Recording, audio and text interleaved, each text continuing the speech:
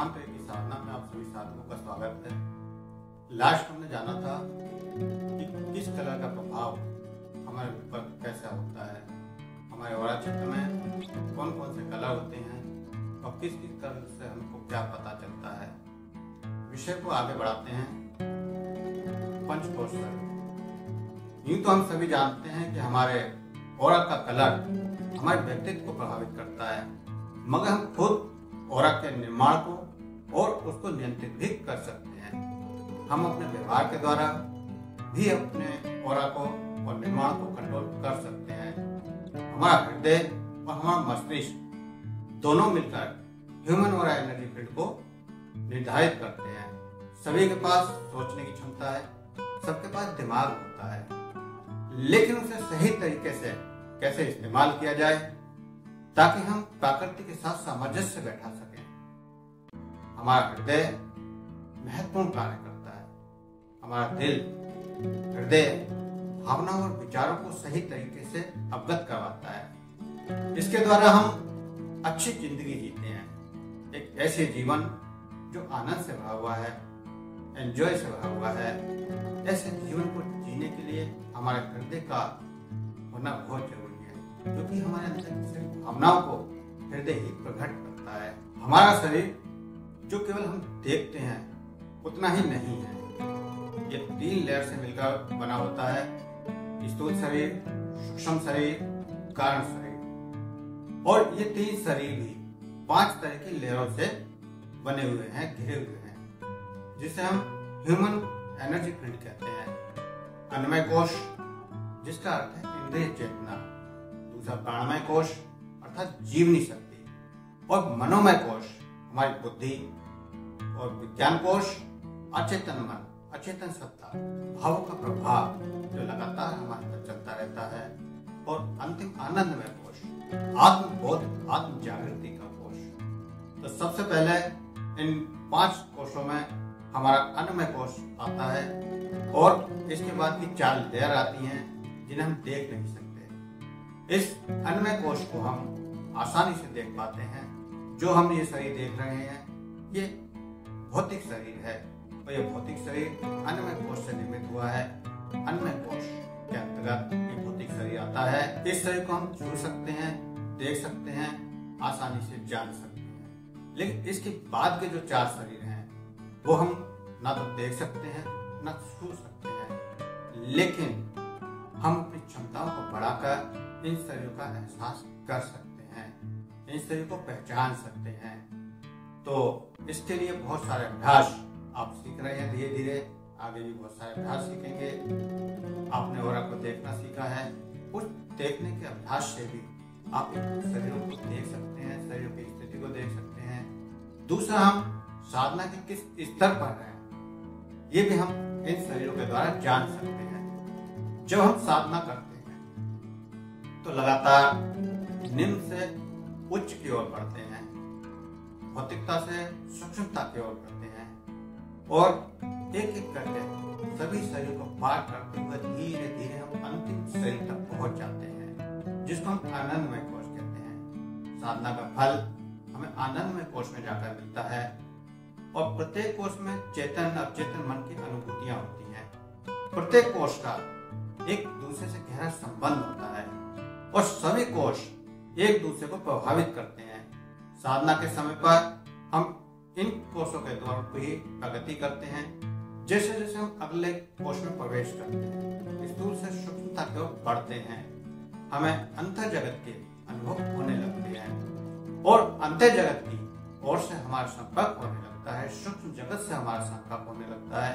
हम सूक्ष्म शक्तियों को जानने लगते हैं, जैसे देवी देवता क्या हैं, भूत प्रेत क्या हैं, या कुछ ऐसी सूक्ष्म शक्तियां जो सूक्ष्म रूप में, सूक्ष्म एनर्जी के रूप में ब्रह्मांड में विचरण कर रही हैं, उनसे हमारा संपर्क होने लगता है। तो इन 4 लेवलों में हमारे इमोशनल, मेंटल, स्पिरिचुअल और फिजिकल विशेषताएं स्टोर रहती हैं। ये विशेषताएं बैलेंस और आउट ऑफ बैलेंस दोनों ही स्टेट में हो सकते हैं। यही वजह है कि एनर्जी मेडिसिन प्रैक्टिशनर बिलीव करते हैं, विश्वास करते हैं कि जब एक इंसान बीमार होता है, जब कोई मनुष्य बीमार होता है तो केवल उसके फिजिकल बॉडी का इलाज नहीं करना चाहिए, बल्कि उसके बाकी और जो 4 सूक्ष्म लेयर हैं, बाकी जो और 4 शरीर हैं, उन शरीरों का भी उपचार करना जरूरी होता है। और अगर हम सूक्ष्म शरीर का उपचार करते हैं तो रोग हमारे भौतिक शरीर तक आ ही नहीं पाता। हम उन सूक्ष्म शरीर में ही रोगों को खत्म कर सकते हैं। रेकी के द्वारा ऑरा को क्लीन करना आपने सीखा है। जब हम ऑरा को क्लीन करते हैं तो इस सूक्ष्म शरीर में जो नकारात्मक ऊर्जाएं आती हैं, जो नकारात्मकताएं प्रकट होती हैं, हम उनको वहां पर ठीक कर देते हैं और इसलिए वह रोग वहीं पर खत्म हो जाता है और हमारे भौतिक शरीर के अंदर तक वो रोग नहीं आता और फिर हमें अन्य मेडिसिन की जरूरत नहीं पड़ती।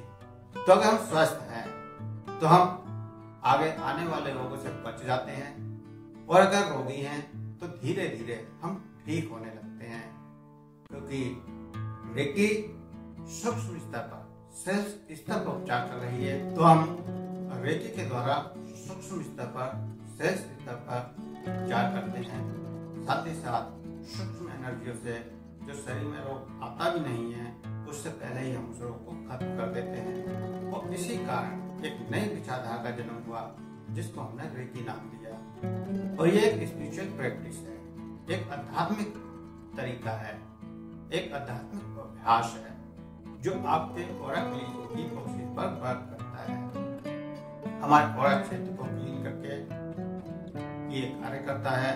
आप जान चुके हैं कैसे हम ऑरा क्षेत्र को क्लीन करते हैं और कैसे हम ऑरा क्षेत्र को क्लीन करके अपने शरीर को, मन को, भावों को क्लीन कर देते हैं। इन 5 लेयरों को जब आप जानेंगे अभी आगे तो इनसे आपको पता चलेगा कि किस शरीर पर या हम किस स्तर की सफाई कर रहे हैं और उससे हमारे अंदर क्या परिवर्तन आ रहा है।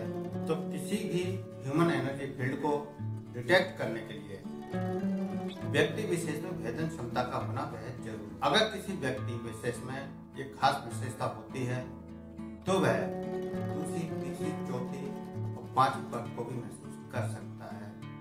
अभ्यासों के द्वारा जब हम सूक्ष्म संवेदनाओं को महसूस करने लगते हैं, सूक्ष्म संवेदनाओं का एहसास करने लगते हैं, तो हम सहज में वो सब कुछ महसूस कर सकते हैं, सब कुछ पकड़ सकते हैं और सभी लहरों को भी जान सकते हैं, देख सकते हैं। तो ऐसे व्यक्तियों के लिए ये फील्ड एक जीवंत ऊर्जा का रूप है जिनमें धड़कन की तरह उतार चढ़ाव होता है। लेकिन ऐसा हमेशा हो ये जरूरी नहीं है, क्योंकि हम थर्ड आई विजुअलाइजेशन के जरिए इनको देख पाएं ये भी हमेशा जरूरी नहीं होता, क्योंकि ये हमारी विशेषताओं को छिपाने में बहुत माहिर होती है। हमारे भावों के अनुसार ये सारी विशेषताएं छुप सकती हैं। हम अपने भावों के द्वारा अपने सामने प्रकट होती हुई विशेषताओं को भी छुपा लेते हैं। तो इसलिए भावों का हमारी लेवल पर काफी प्रभाव पड़ता है। जैसे भावों का हमारे ऑरा क्षेत्र पर प्रभाव पड़ता है, उसी प्रकार इस सूक्ष्म शरीर की लहरों पर भी ऑरा का या हमारे सकारात्मक और नकारात्मक विचारों का काफी प्रभाव पड़ता है। तो सबसे पहले अन्नमय कोश, फिजिकल एनर्जी, हमारे शरीर का वो हिस्सा जिसमें एक स्वरूप है, भौतिक शरीर कहलाता है। और इसकी ऊर्जा का स्वरूप ही हमें भौतिक शरीर जो हम ग्रहण करते हैं वो एक ऊर्जा में बदलता रहता है और इस ऊर्जा को फिजिकल एनर्जी भी कहा जाता है। ये सभी सांसारिक कार्यों की पूर्ति में सहायक है। कीट पतंगे, जानवर, निम्न कोटि के मनुष्य सभी केवल यही जीवन यापन करते हैं और ये केवल इंद्रिय पूर्ति के लिए ही सीमित है। जो मनुष्य केवल इंद्रिय पूर्ति तक ही सीमित रहते हैं, कोई बाकी आगे की इच्छा नहीं होती, शरीर ही जिनके लिए सब कुछ होता है, केवल पेट भर जाने से वो संतुष्ट हो जाते हैं, इंद्रियों का समाधान हो जाने तक ही इनकी सीमा होती है, इसके आगे की ना तो वो सोच सकते हैं, ना उनकी कोई इच्छा होती है और न ही वो विचार करने की कोशिश करते हैं। अर्थात जो केवल शरीर तक सीमित हैं, जो केवल सोचते हैं कि केवल पेट भर जाए, उसके अलावा कुछ हो या ना हो, ऐसे व्यक्ति केवल अन्नमय कोश में जीवन यापन करते हैं। इसलिए वो पूरा जीवन भौतिकता में बिताते हैं। ऐसे व्यक्ति केवल शरीर की पूर्ति, और इंद्रियों के सुख की पूर्ति के लिए ही पूरा जीवन बिताते हैं। ना तो उनके लिए कोई प्रयास करते हैं, ना ही उनको पाने की कोशिश करते हैं। कोई संघर्ष नहीं, कोई विचार नहीं, सिर्फ खाना और सोना। बहुत सारे व्यक्तियों को आपने देखा होगा कि सिर्फ खाएंगे और फिर सो जाएंगे, चाहे दिन हो या रात, न काम की चिंता, न कुछ कार्य करने की चिंता। ऐसे व्यक्ति अन्नमय कोश में जीवन यापन कर रहे होते हैं और बहुत सारे व्यक्ति पूरा जीवन इसी कोश में बिता देते हैं। और दूसरा सही प्राणमय कोश। प्राणमय कोश दूसरा शरीर है। भौतिक शरीर से 1 इंच की ऊंचाई तक ये लेयर होती है। भौतिक शरीर से लगभग 1 इंच की दूरी तक इस लेयर को आसानी से आप महसूस कर सकते हैं और कई बार इस लेयर को आसानी से आप देख भी पाते हैं। जैसे आपने औरा क्षेत्र को देखते समय आपने अंगूठे के चारों ओर एक लेयर देखी थी, या फिर शरीर के चारों ओर एक लेयर देखी थी, या हाथ की हथेली के चारों ओर लेयर देखी थी। वो लेयर प्राणमय कोश की लेयर है। पहला औरा का क्षेत्र का पहला कलर या शरीर से सटी हुई सबसे पहली सूक्ष्म लेयर प्राणमय कोश की लेयर है, जिसको आप अभ्यास के द्वारा सहज में देख पाते हैं। ये लेयर एक मकड़ी के जाल की तरह है और इसको हम स्केच करके क्लियर कर सकते हैं। और क्षेत्र की जो आप सफाई करते हैं और क्षेत्र को जो क्लीन करते हैं वो इस लेयर में ही किया जाता है। इस लेयर में जब हम औरा क्षेत्र को क्लीन करते हैं किसी भी विधि से, तो ये औरा की जो लेयर है, जो प्राणमय कोश का दायरा है, उसमें जितनी भी नकारात्मक ऊर्जाएं होती हैं वो सभी खत्म हो जाती हैं और आप रोगों से मुक्त हो जाते हैं। और प्राणमय कोश की क्षमता जीवनी शक्ति के रूप में प्रकट होती है। संकल्प बल, साहस आदि स्थिरता और दृढ़ता बोधक गुणों में इसे जाना जा सकता है। जिज्ञासा के आधार पर ऐसे प्राण मनोबल का सहारा लेकर भी अभावों और कठिनाइयों से जूझते व्यक्ति रहते हैं। उनकी क्षमता जीवनी शक्ति के रूप में प्राण ऊर्जा के रूप में प्रकट होती है। मनुष्य इसी प्राण ऊर्जा के कारण जीवन भर कुछ न कुछ प्राप्त करने के लिए संघर्ष करता रहता है। साहसिकता के अनुरूप ही उन्हें प्राणी कहा जाता है। इस प्राण ऊर्जा के कारण ही मनुष्य का नाम प्राणी भी पड़ा। और निजी उत्साह पाकन करने के अभ्यास को प्राण शक्ति कहते हैं। ये विशेषता होने के कारण कृमि, कीटों या जानवरों से उच्च आकार या उच्च स्तर पर ऐसे पुरुषार्थी जीव प्राणधारियों की संख्या में गिने जाते हैं। निजी संकल्प विकसित होने की स्थिति बनने पर प्राण तत्व का आभास मिलता है और इसी विशेषता के कारण सामान्य मनुष्य जानवर से उच्च कोश में जीवन यापन करता है। तीसरा मनोमय कोश, emotional energy. Human energy field के तीसरे नंबर की लेयर, जिसमें हमारे इमोशन और भय, डर छिपे हुए रहते हैं। जब भी हम भावनात्मक रूप से अस्थिर हो जाते हैं तो इस एनर्जी फील्ड को तेजी से बढ़ते हुए या बिगड़ते हुए महसूस किया जा सकता है। या दूसरे शब्दों में कहें तो जब भी हम भावनात्मक रूप से कमजोर होते हैं, मजबूत होते हैं, तो इस लेयर में अस्थिरता आ जाती है। मनोमय स्थिति विचारशील प्राणियों की होती है, विचारशील मनुष्यों की होती है और ये प्राण कोश से और ऊंची की अवस्था है। ये स्तर प्राणमय कोश से उच्च स्तर है और मनुष्य नाम ही इसलिए पड़ा कि वह मनन कर सकता है। मनन अर्थात चिंतन, विचार, और जो मनुष्य विचार करता है, अच्छे बुरे को समझने की कोशिश करता है, सकारात्मक या नकारात्मकता में वृद्धि करता है, वो मनुष्य मनोमय कोश में जीवन यापन कर रहे होते हैं। तो मनोमय स्थिति प्राण स्तर से उच्च स्थिति है और यहाँ पर विचारवान मनुष्य, मनन करने वाले मनुष्य, तीव्र बुद्धि का प्रयोग करने वाले मनुष्य, काल्पनिक क्षमता को बढ़ाने वाले मनुष्य, विवेचना, दूरदर्शिता इस कोश वाले व्यक्तियों का स्वभाव होता है और स्थिति के साथ तालमेल बिठाने के लिए इच्छाओं का अंकुश रख सकना इसी कोश पर आकर संभव होता है। ऐसे मनुष्य सब कुछ पाने के लिए कल्पनाओं का विस्तार देते हैं। कुछ मनुष्य अध्यात्म की ओर जाते हैं, कुछ मनुष्य भौतिकता की ओर जाते हैं, लेकिन वो जिस भी क्षेत्र में जाएं, उस क्षेत्र में पूर्ण विकास मनोमय कोश में पहुंचा हुआ व्यक्ति ही कर सकता है, क्योंकि इनकी कल्पना शक्ति, तर्क शक्ति काफी तीव्र होती है। अपनी कल्पना को उच्च से उच्च स्तर तक जाने की क्षमता इनके अंदर होती है। ये अपनी क्षमताओं के अनुरूप सब कुछ बदलने की शक्ति रखते हैं। अपने अंदर अपनी बुद्धि का प्रयोग करके प्राप्त कर देते हैं।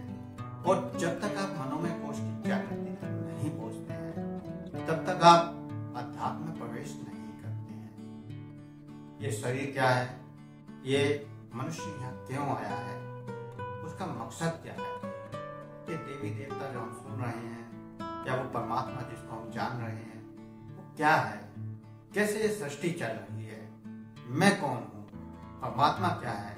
ऐसे बहुत सारे विचार या इन विचारों पर अपने विवेचना करना, अपने विचार को प्रकट करना ऐसे मनुष्य का स्वभाव होता है। और जो व्यक्ति भौतिकता में जाते हैं, वो अपने बिजनेस को लेके या अपने किसी कार्य को लेके अपनी काल्पनिक शक्ति बढ़ाकर अपनी कार्य में सफलता प्राप्त कर लेते हैं। ऐसी जो नकारात्मकता में जाते हैं, वो बड़े बड़े आतंकवादी, बड़े बड़े चोर, बड़े बड़े डकैत बने हैं।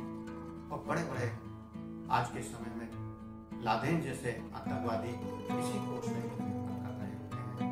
वहीं बड़े बड़े संत महात्मा भी इसी कोश में जीवन कर रहे होते हैं। ये व्यक्ति की दिशा है, आप सही रास्ते पर जा रहे हैं या गलत रास्ते पर। रास्ते दो ही हैं, या तो सकारात्मकता की ओर जाए या नकारात्मकता की ओर। तो जिस भी रास्ते पर आप जाते हैं, उसी रास्ते में उच्च कोटि की व्याख्या आप कर पाते हैं, उच्च कोटि की सफलता हासिल कर पाते हैं अगर आप मनोमय कोश में जीवन करते हैं।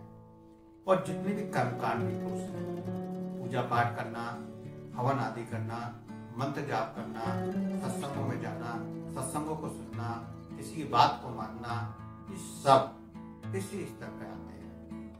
वही व्यक्ति जब आगे बढ़ता है तो वह फिर अगले विज्ञानमय कोश में प्रवेश कर जाता है। विज्ञानमय कोश, मेंटल एनर्जी, मानसिक ऊर्जा वो ले रहे हैं जिसमें हमारे आइडियाज, हमारा विश्वास का इसी लेयर में स्टोर होता है। या हम यूँ कहें कि हमारे संस्कार, हमारी मान्यताएं, हमारे जन्मों की कर्म, वो भी इस लेयर में ही स्टोर होते हैं। और यही वो जगह है जहाँ पर हमारे राज छिपते हैं। विज्ञानमय कोश में जीवन यापन करने वाले व्यक्तियों में दया, उदारता, सज्जनता, संयम, शालीनता, परोपकार आदि गुण पाए जाते हैं। अगर वो सकारात्मकता में आ गया है, तो इसी स्तर पर जो व्यक्ति नकारात्मकता की ओर बढ़ते हैं, तो वह हिंसा का रास्ता अपनाते हैं। लोगों को मारना, काटना, लोगों के साथ अत्याचार करना, लोगों की क्रूरता बढ़ती चली जाती है, लूटपाट करना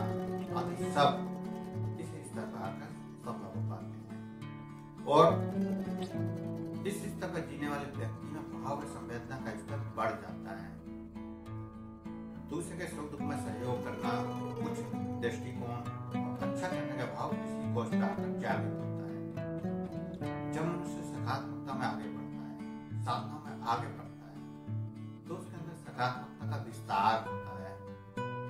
वह व्यक्ति अपने जीवन को आनंदमय बनाने की ओर अग्रसर होता है। उसके जीवन में प्रेम, दया, करुणा का भाव जागृत होने लगता है। और जैसे जैसे ये स्तर बढ़ता चला जाता है, वैसे वैसे हम दूसरे के सुख में सुखी होते हैं, दूसरे के दुख का प्रभाव पड़ता है, उसके किसी के कष्ट को हम नहीं देख पाते, उसके कष्ट को दूर करने की कोशिश करते हैं।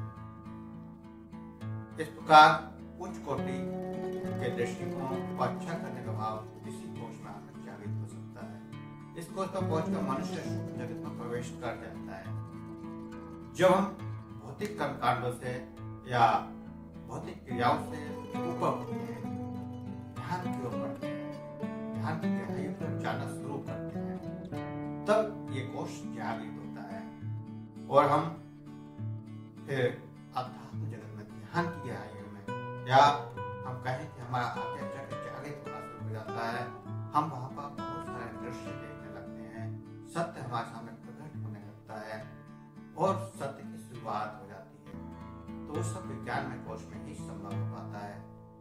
साथ ही साथ सूक्ष्म ब्रह्मांड की दिव्य शक्तियां भी धीरे धीरे हमसे संपर्क करने लगती हैं। सभी देवी देवता, सभी प्रेत, सभी सिद्ध पुरुष भी वहां पर हमसे संपर्क करने लगते हैं। आत्माओं से संपर्क, देवी देवताओं से संपर्क, अज्ञान से समाधान इसी स्तर पर वाकर संभव होता है। संत महात्मा सिद्ध पुरुष ज्यादातर इसी कोष में जीवन यापन करते हैं। इससे कोई महान आत्मा हजार लाखों में करोड़ों कोई आगे आनंद कोष में प्रवेश करते हैं, नहीं तो सभी इसी कोष में जीवन यापन करते हैं। बड़े बड़े संत महात्मा, बड़े बड़े सिद्ध पुरुष सब इसी कोष में जीवन यापन कर रहे हैं। आगे चक्कर प्रकाश प्रकट हो गए, ज्यादातर तो आगे चक्कर प्रकाश प्रकट होते ही रुक जाते हैं, जो अध्यात्म जगत का पहला दरवाजा है।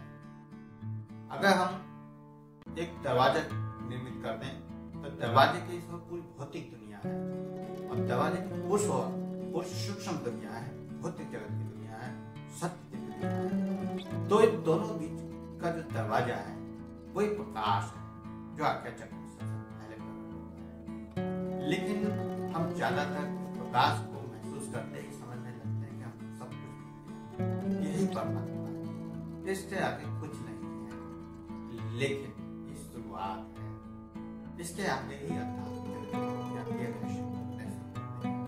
इसके बाद ही हम सत्य को जानने की और अग्रसर होते हैं।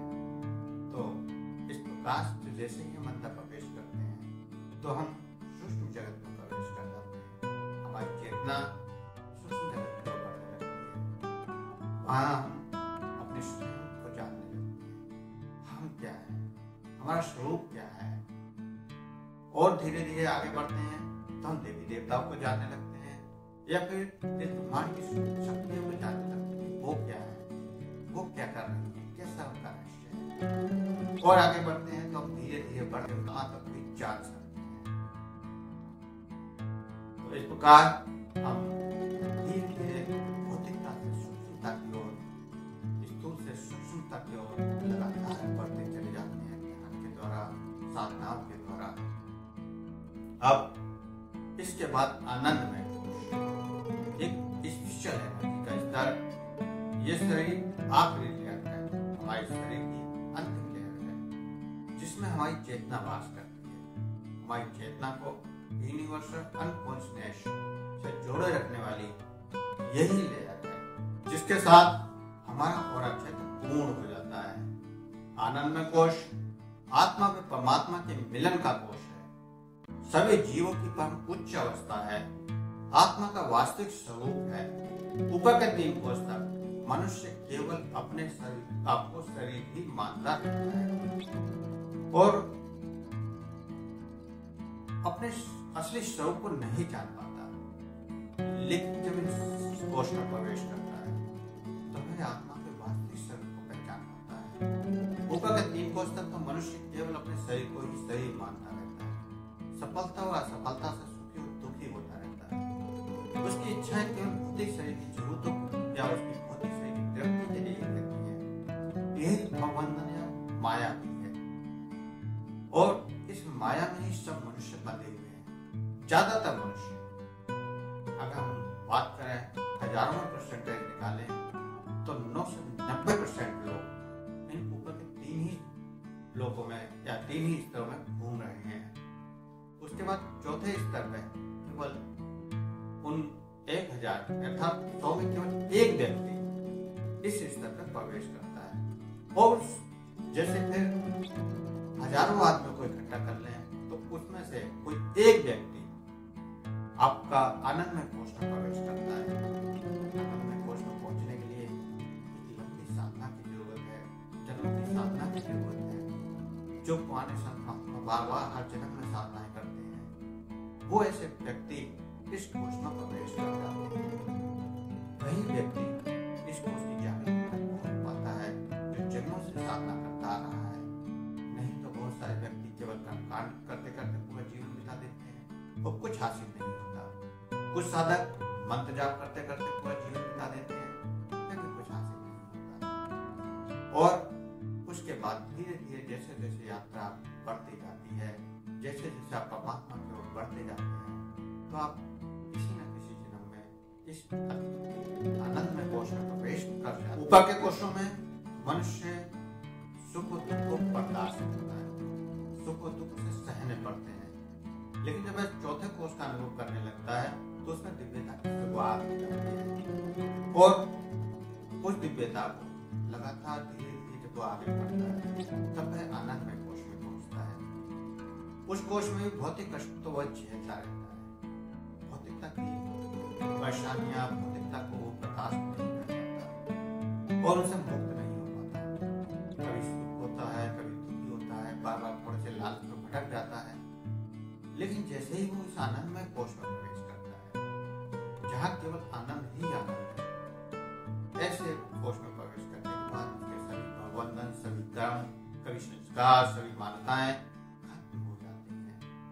वह केवल सत्य को जानता है, सत्य को देखता है, सत्य का एहसास करता है और यहाँ आत्मा परमात्मा का एकाकार हो जाता है या यूं कहें कि आत्म साक्षात्कार हो जाता है, परमात्मा के साथ साक्षात्कार, और दोनों एक हो जाते हैं। ईश्वरीय गुण व्याप्त हो जाते हैं और वह स्वयं के स्वरूप को, जो सत्य है, अविनाशी शिव स्वरूप है, उस सत्य को देख लेता है और जान लेता है और यही आत्म साक्षात्कार में आत्मज्ञान भी प्राप्त होता है।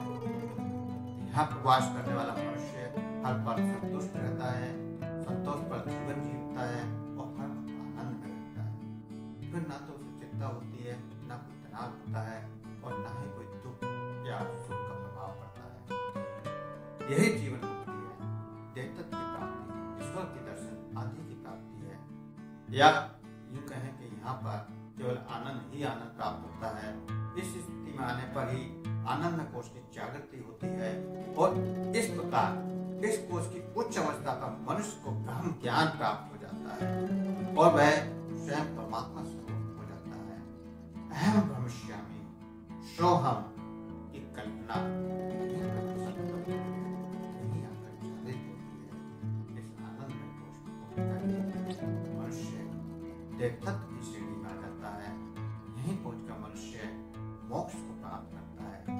फिर वह अपनी इच्छा के अनुसार लीला रखने के लिए इस पृथ्वी पर आता है। जैसे भगवान विष्णु के आपने बहुत सारे अवतारों को देखा है, कभी वो राम बनकर आते हैं, कभी कृष्ण बन के आते हैं, तो ऐसे बहुत सारे अवतार वही व्यक्ति लेता है जो इस आनंद में पहुंच जाता है। वो इस बार जन्म लेगा या नहीं लेगा, वो पूर्ण सब कुछ उसके अपने हाथ में हो जाता है। वह आकर कितने समय तक इस पृथ्वी पर रहेगा, कितने समय तक लीला करेगा, ये सब उसके अपने हाथ में है।